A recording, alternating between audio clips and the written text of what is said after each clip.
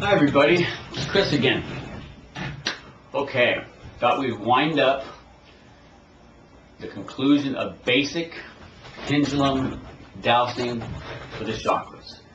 I really want to get into it, and I want to get really complex, but the more I meditate on it, and I work with the people who email me and stuff, and I have everybody's emails, and I really appreciate it. It's really, but as I always say, we're on YouTube, we don't have much time. I only have 10 minutes. So I want to wind it up, and I want to encourage you to educate yourself and learn about the rainbow body. Okay? Because I said I would teach you about readings right now. We'll go through it, and it's so much you need to have. You know I keep saying this, and maybe I think I'm selling it, but you need to have Nuclear Evolution by Christopher Hills. You can get it. If you can't get these books, and you want the basic charts, then write me, and I have permission by Dr. Christopher Hills to give you portions of it, up to X amount of words, and we can talk about it in the email. Between Nuclear Evolution, Rise of the Phoenix, and Supersonics. You guys know about that one, right? All right. Supersonics, the Art of Dowsing, Nuclear Evolution, teaching about the rainbow body, as all the great sages in the past knew. And the Rise of the Phoenix, it corresponds to the 7 brains, and so that's what I would suggest. As usual, we don't have much time, and I would like to finish this up. Right down here, I better stop at 11:15.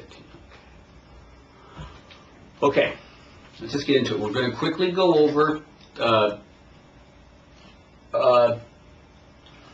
again, it's so hard to get into this in 10 minutes. And there's another book I like. If you go, this is a great little book to start. It's called Your Rainbow. It was written by Nora Hills, his first wife, who passed away, and he remarried Penny Slinger. She's really, really good. She was a head of a dean for a women's school in England. Very educated. Okay. I made some notes. I usually don't, but lately it's been getting where I don't want to forget anything. As a practitioner, of course, a lot of it's common sense, but obviously, faith in the truth, a skilled listener, being patient, and all things that are common sense. And as you get better, you will be able to tune in as you understand the rainbow body and the chakras and endocrine system. And as you understand human nature, people will open up to you more, and you could, intuition, and also, like I said, the charts. We get back to the 2 ways to deal with a patient in a person's case is, of course, the direct inquiry, which kind of you can do it intuitively, like I said, or through pulling out. When you see these imbalances chakras and you don't have enough education, or even if you do, then you get out. Like I have all the rainbow charts. If someone's off on the red, I've showed you these before. I go through negative habit patterns, either taking the pendulum down or even asking the subject to pin on your connection with her and the person's openness, and trying to find these blocks. It takes some practice. To be good at anything takes a lot of practice. So I hope you practice, and I don't mean not to give you more information. I actually want to move on to some other great videos, but if you need anything, I can go back over it. But it's, being sensitive. I mean, these are very traumatic things. You're going into people's past.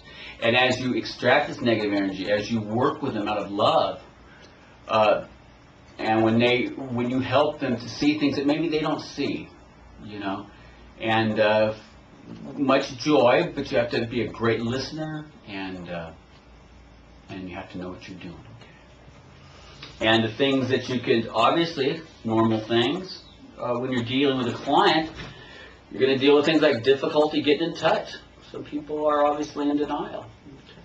Okay, I apologize for the notes. I usually just shoot from the hip, but I did make a couple notes, and I'm not really much into notes. I believe it should just, if you don't have it, then it's just words.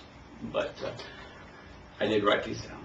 So, person just may not be aware, and it's very important to help them become aware out of love. And as they open up to you, you open up to them. You don't want to overstep someone's boundary. Let them be in the process of healing. You're not a healer. You help them in the process. Most people bury feelings. Common thing. Most people deal with feelings by just burying them and not feeling. These things are vibrations that are held in our cells. And as that light comes in, as it filters through our 7 chakras, our feelings and things like that, filter them. And so our reality that we perceive is not a true reality, and it causes us to make decisions that may not be correct. You know, normal stuff. I mean, this is just common sense, dealing with problems, understanding the blocks. We have to understand the blocks on each of these levels.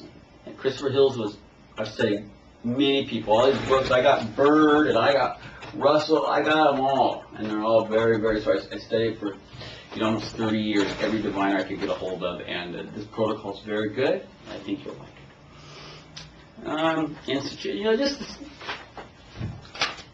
learning to be a loving human being, and you need to learn some techniques, and in correspondence with the pendulum that can help you communicate with your higher self. And I hope this has been helpful, and I'm just trying to make sure, because I want to wind up this. I just feel like I'm getting into this one too much. And if you have any questions, please ask. And remember that you are a rainbow, and I know you've felt it before, totally content or joyful. Maybe only for a second, or maybe for longer. But if you felt it once, you can feel it again. And I look forward to working with you, and I want to end this chakra analysis little series by saying you have helped me, and I went back and I learned a lot, and I had to look at myself, and it's really, I've really enjoyed this. And so, from a kid down in Garden Grove who is trying to divine a communications with God, or whatever you want to call. What a trip. Okay. God bless. I hope you get back. I got some videos on the back burner. The most important one is understanding how we perceive our reality, how we see this. It's a problem in science. If we don't understand how we perceive the reality, then how can we study things until we understand how we see and how we experience this reality? So, again, and thanks. I really appreciate it.